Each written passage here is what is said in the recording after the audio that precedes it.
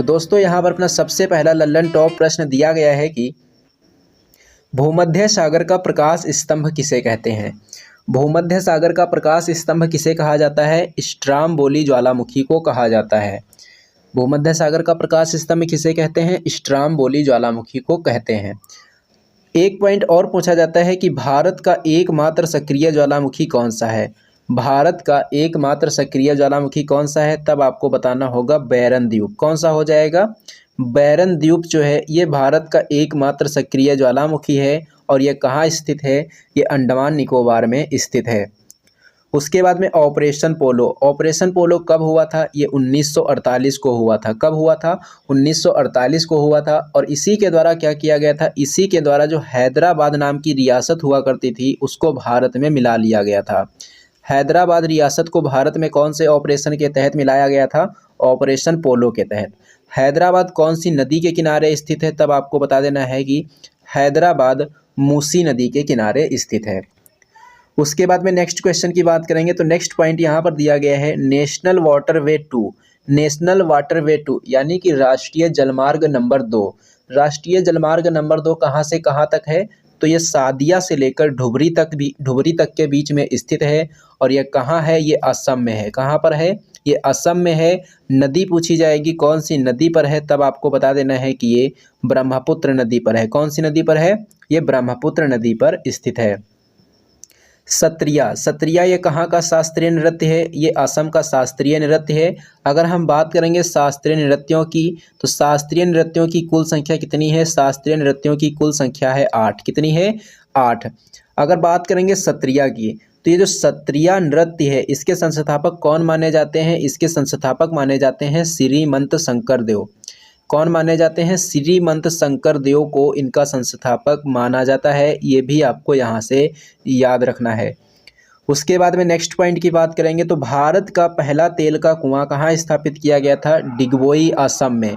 भारत का पहला तेल का कुआं कहाँ खोजा गया था, डिगबोई में खोजा गया था। और डिगबोई कहाँ है, असम में है। भारत का रूर क्षेत्र किसे कहते हैं, भारत का रूर क्षेत्र दामोदर नदी घाटी को कहा जाता है। और ये रूर क्षेत्र जो है कहाँ स्थित है, ये जर्मनी में स्थित है। उसके बाद में नेक्स्ट पॉइंट की बात करेंगे माजुली द्वीप। माजुली द्वीप कहाँ है, असम में है। कौन सी नदी पर है, ब्रह्मपुत्र नदी पर स्थित है। और यहाँ से प्रश्न पूछा जाता है कि विश्व का सबसे बड़ा नदी द्वीप कौन सा है, तब आपको बताना है कि विश्व का सबसे बड़ा नदी द्वीप माजुली द्वीप है, जो कि असम में ब्रह्मपुत्र नदी पर स्थित है। बिहार का शोक किस नदी को कहते हैं, बिहार का शोक कोसी नदी को कहा जाता है। लिपुलेख दर्रा कहाँ है, लिपुलेख दर्रा उत्तराखंड में है। रामगंगा नेशनल पार्क कहाँ है, रामगंगा नेशनल पार्क उत्तराखंड में है। राफेल विमान का निर्माण किसने किया था, राफेल विमान का निर्माण फ्रांस की कंपनी डासॉल्ट कंपनी के द्वारा किया गया। वरुण एक्सरसाइज कौन कौन से देशों के बीच होती है, भारत और फ्रांस के बीच। गरुड़ एक्सरसाइज कौन कौन से देशों के बीच होती है, भारत और फ्रांस के बीच। शक्ति एक्सरसाइज कौन कौन से देशों के बीच होती है, भारत और फ्रांस के बीच। उसके बाद में नेक्स्ट पॉइंट की बात करेंगे तो नेक्स्ट पॉइंट दिया गया है कोप 26 का आयोजन 2021 में हुआ था। कहाँ पर हुआ था, ग्लासगो में हुआ था। कोप 27 का आयोजन 2022 में हुआ है। और ये कहाँ हुआ है, ये हुआ है मिस्र के शर्म अल शेख नामक स्थान पर। RTE एक्ट यानी कि राइट टू एजुकेशन एक्ट, शिक्षा का अधिकार अधिनियम कौन से वर्ष का है, वर्ष 2009 का है। और इसको कब लागू किया गया था, 1 अप्रैल 2010 को इसे लागू किया गया था। अगर बात करेंगे हम शिक्षा के अधिकार के अधिनियम की, तो ये एक फंडामेंटल राइट है यानी कि मौलिक अधिकार है। और शिक्षा के अधिकार का उल्लेख संविधान के कौन से आर्टिकल में है, आर्टिकल नंबर 21A में है। और इसको कौन से संविधान संशोधन के द्वारा जोड़ा गया था, इसको 86 यानी कि 86वें नंबर के संविधान संशोधन के द्वारा वर्ष 2002 में जोड़ा गया था। उसके बाद में अगर हम बात करेंगे RTI एक्ट यानी कि राइट टू इंफॉर्मेशन, सूचना का अधिकार के अधिनियम जो है ये कौन से वर्ष का है, ये वर्ष 2005 का है। और इसको कब लागू किया गया था, 12 अक्टूबर 2005 को इसे लागू किया गया था। उसके बाद में नेक्स्ट पॉइंट की बात करेंगे तो पर्यावरण संरक्षण अधिनियम कौन से वर्ष से रिलेटेड है, 1986 से रिलेटेड है। वन्य जीव संरक्षण अधिनियम कौन से वर्ष से रिलेटेड है? 1972 से रिलेटेड है। किससे? 1972 से। उसके बाद में नेक्स्ट क्वेश्चन की बात करेंगे तो नेक्स्ट पॉइंट है नरेगा अधिनियम। नरेगा अधिनियम कौन से वर्ष का है? वर्ष 2005 का है। ये कब लागू हुआ था? 6 को लागू हुआ था और 2 अक्टूबर 2009 को इसका नाम बदलकर क्या कर दिया जाता है? इसका नाम बदलकर कर दिया जाता है मनरेगा। क्या कर दिया जाता है? मनरेगा। नेक्स्ट क्वेश्चन की बात करेंगे तो नेक्स्ट पॉइंट यहाँ पर है कि भारत की पहली महिला राज्यपाल कौन थी? भारत की पहली महिला राज्यपाल थी सरोजनी नायडू और ये कौन से राज्य की राज्यपाल चुनी गई थी? उत्तर प्रदेश में। कहाँ पर? उत्तर प्रदेश में। अब इनसे रिलेटेड एक प्रश्न पूछा जाता है कि भारतीय राष्ट्रीय कांग्रेस की पहली भारतीय महिला अध्यक्ष कौन थी? ध्यान देना, हमने क्या पूछा है? पहली भारतीय महिला अध्यक्ष। भारतीय राष्ट्रीय कांग्रेस की पहली भारतीय महिला अध्यक्ष अगर पूछा जाएगा तो सरोजनी नायडू बताएंगे, लेकिन केवल और केवल ये पूछ दे कि पहली महिला अध्यक्ष कौन थी तब आपको बताना है एनी बेसेंट। पहली भारतीय महिला अध्यक्ष सरोजनी नायडू, पहली महिला अध्यक्ष एनी बेसेंट। उसके बाद में नेक्स्ट पॉइंट है कि उच्च न्यायालय यानी कि हाई कोर्ट, हाई कोर्ट को रिट जारी करने का अधिकार कौन से आर्टिकल के तहत प्राप्त होता है? आर्टिकल नंबर 226 के तहत प्राप्त होता है। और सुप्रीम कोर्ट जो है रिट जारी करता है कौन से आर्टिकल के तहत? आर्टिकल नंबर 32 के तहत रिट जारी करता है। और सुप्रीम कोर्ट जो है ये कितने प्रकार की रिट जारी करता है? सुप्रीम कोर्ट 5 प्रकार की रिट जारी करता है। और हाई कोर्ट कितने प्रकार की रिट जारी करता है? हाई कोर्ट 6 प्रकार की रिट जारी करता है। ये फैक्ट भी आपको याद रखना है। उसके बाद में नेक्स्ट पॉइंट है राज्यपाल का पद। राज्यपाल का जो पद है इसका उल्लेख कौन से अनुच्छेद में है? अनुच्छेद नंबर 153 में है। 49 डिग्री उत्तरी अक्षांश रेखा कौन कौन से देशों के बीच में सीमा बनाती है? तो ये बनाती है अमेरिका और कनाडा के बीच में। जबलपुर, जबलपुर कौन सी नदी के किनारे स्थित है? तो जबलपुर जो है ये नर्मदा नदी के किनारे स्थित है। वाटरमैन ऑफ इंडिया किसे कहते हैं? Waterman of India Rajendra Singh को कहा जाता है। किसे कहा जाता है? राजेंद्र सिंह को।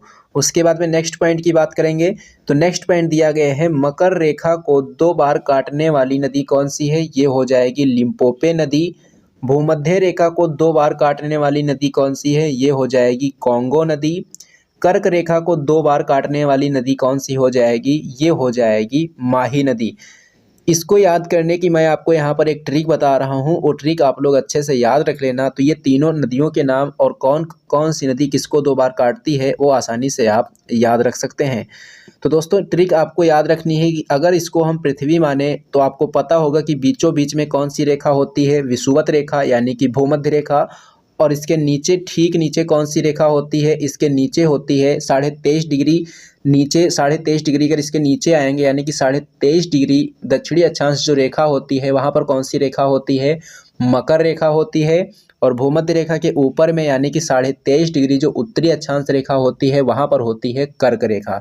तो अब आपको यहाँ पर क्या याद रखना है कि LCM, आप लोग मैथ में LCM खूब निकालते होंगे, वही आपको याद रखना है LCM।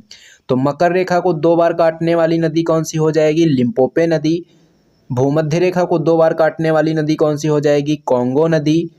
और ये हो जाएगी कर्क रेखा। कर्क रेखा को 2 बार काटने वाली नदी कौन सी हो जाएगी? माही नदी। तो ये आपको ट्रिक याद रखनी है LCM। L से लिम्पोपे नदी, C से कॉन्गो नदी, M से माही नदी।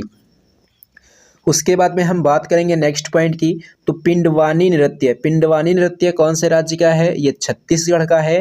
राउत नाचा कौन से राज्य का है? राउत नाचा भी छत्तीसगढ़ का है। चाप चार कूट महोत्सव कहाँ होता है? चाप चार कूट महोत्सव मिजोरम में होता है। इसी को बम्बू डांस भी कहा जाता है। हॉर्नबिल फेस्टिवल कहाँ का है? हॉर्नबिल फेस्टिवल नागालैंड का है। कहाँ का है? नागालैंड का।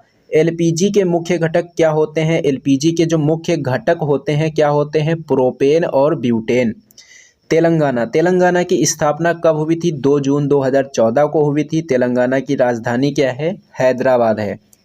और हैदराबाद के बारे में अभी हमने आपको बताया है कि इसको ऑपरेशन पोलो के तहत भारत में मिलाया गया था और ये मूसी नदी के किनारे स्थित है। एशिया की सबसे लंबी नदी कौन सी है? ये यांग टीसी क्यांग है। कौन सी? यांग टीसी क्यांग। और ये कहाँ प्रवाहित होती है? ये चीन में प्रवाहित होती है यानी कि ये चीन की नदी है। ऑपरेशन आहट किसने शुरू किया है? ऑपरेशन आहट जो है ये रेलवे पुलिस फोर्स के द्वारा यानी कि आरपीएफ के द्वारा शुरू किया गया है। आयोडीन 131 का उपयोग कौन सी बीमारी के उपचार में करते हैं? तो थायराइड कैंसर के उपचार में करते हैं। अगर हम कैंसर की बात करेंगे तो कैंसर का अध्ययन क्या कहलाता है? ऑन्कोलॉजी। और कैंसर के लिए जागरूकता जो दिवस है कब मनाते हैं? इसको 4 फरवरी को मनाया जाता है। उसके बाद में नेक्स्ट पॉइंट की बात करेंगे तो नेक्स्ट पॉइंट यहाँ पर है कि कोबाल्ट 60 का उपयोग कौन से बीमारी के उपचार में किया जाता है? रक्त कैंसर के उपचार में करते हैं। यूएनओ यूनाइटेड नेशन ऑर्गेनाइजेशन इसका नवीनतम सदस्य कौन सा है? दक्षिणी सूडान। कौन से नंबर का है ये? 193वें नंबर का। आईएमएफ यानी कि अंतर्राष्ट्रीय मुद्रा कोष इसका नवीनतम सदस्य कौन सा है? अंडोरा। कौन से नंबर का? 190वें नंबर का। एससीओ यानी कि संघाई सहयोग संगठन। संघाई सहयोग संगठन के बारे में इसका नवीनतम मेंबर अगर पूछा जाए तो ये हो जाएगा ईरान, जो कि कौन से नंबर का है? 9वें नंबर का है। अब यहाँ से प्रश्न आपसे ऐसे भी पूछा जा सकता है कि यूएनओ में कितने मेंबर हैं? तो 193 हैं। आईएमएफ में कितने मेंबर हैं? 190 हैं। एससीओ के कितने मेंबर हैं? एससीओ के 9 मेंबर हैं। यूएनओ का मुख्यालय कहाँ है? न्यूयॉर्क में है। आईएमएफ का मुख्यालय कहाँ है? वाशिंगटन डीसी में है। एससीओ का मुख्यालय कहाँ है? बीजिंग में है। तो जितने भी पॉइंट हमने आपको यहाँ पर बताए हैं वो भी आपको याद रखने हैं। उसके बाद में नेक्स्ट पॉइंट की बात करेंगे। राज्य और केंद्र शासित प्रदेश जितने भी हैं उनका उल्लेख संविधान की कौन सी अनुसूची में है? अनुसूची नंबर 1 में है। मूल संविधान में कितनी अनुसूची थी? मूल संविधान में 8 अनुसूचियां थीं। और वर्तमान संविधान में कितनी अनुसूचियां हैं? वर्तमान संविधान में 12 अनुसूचियां हैं। उसके बाद में नेक्स्ट पॉइंट की बात करेंगे। भाषाई आधार पर बनने वाला पहला राज्य कौन सा है? आंध्र प्रदेश। कब हुआ था इसका गठन? 1953 में। यक्षगान कहाँ का लोक नृत्य है? ये कर्नाटक का लोक नृत्य है। दादर नगर हवेली और दमन दीव का विलय कब हुआ था? 26 जनवरी 2020 को। कोलार की खान कहाँ है? कर्नाटक में है। और ये किसके लिए फेमस है? ये गोल्ड के लिए फेमस है। कैगा परमाणु संयंत्र कहाँ है? ये कर्नाटक में है। जोग जलप्रपात कौन सी नदी पर है? शरावती नदी पर। कहाँ है? कर्नाटक में। टिहरी बांध भागीरथी नदी पर है। कहाँ है? उत्तराखंड में। यूके यानी कि उत्तराखंड की ग्रीष्मकालीन राजधानी क्या है? गैरसैंण है। कौन सी है? गैरसैंण। पक्के टाइगर रिजर्व कहाँ है? ये अरुणाचल प्रदेश में है। कहाँ पर है? अरुणाचल प्रदेश में। तो दोस्तों ये था आज का आपका सेशन। ये सेशन आपको कैसा लगा है कमेंट बॉक्स में कमेंट करके ज़रूर बताना। अगर ये सेशन आपको पसंद आया हो तो इसे लाइक करना और इसे अपने दोस्तों में ज़्यादा से ज़्यादा शेयर भी करना। और हाँ दोस्तों, अगर आप लोगों ने अभी तक हमारे चैनल को सब्सक्राइब नहीं किया है तो चैनल को सब्सक्राइब कर लेना और बेल आइकन पर क्लिक करके ऑल पर ज़रूर क्लिक कर लेना, जिससे कि इस चैनल पर जब भी कोई वीडियो अपलोड की जाए तो उसका नोटिफिकेशन आपको सबसे पहले मिले। तो चलिए दोस्तों, मिलते हैं अब हम लोग एक नेक्स्ट वीडियो में।